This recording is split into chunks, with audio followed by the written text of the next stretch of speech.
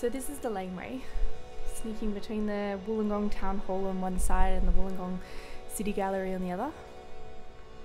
It has 3 different tracks by myself and 3 by Andrew Gilholm that play when people enter and move through the space. My concept for this work was there are a lot of sounds that echo through this space that situate it at the heart of a city as being between 2 really important places for Wollongong, places for the arts. It's a place that has inhabitants other than humans. As well as sounds that we can hear now, I wanted to imagine the sounds that would have been here historically. I did a lot of walkthroughs of the area, making field recordings and notes. I also did some research on the town hall and some of the history of the area. The work is not meant to be a comprehensive history, but just a few of the echoes in the space that really resonated with me.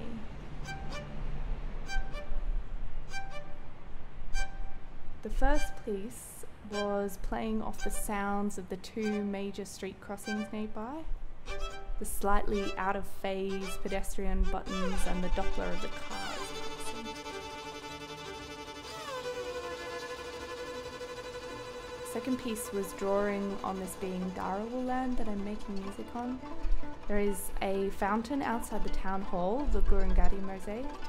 It's a reconciliation art piece by Lorraine Brown, Nick Brash and the Kumidiki artists. It pays respects to the original people of the land and their stories of the Wadi water serpent. I wanted to try and capture the sound of water, both as echoes from a long, long history and a sound from this iconic part of Wollongong. Out of these sounds come the birds that live with us in the city and in the Illawarra. The third piece was calling on echoes of the town hall organ. Our town hall has a beautiful organ made by Ronald Sharp in it. At its debut concert in 1968, the organ was played by David Hollier. One of the pieces he played was something he'd written, so I found that score.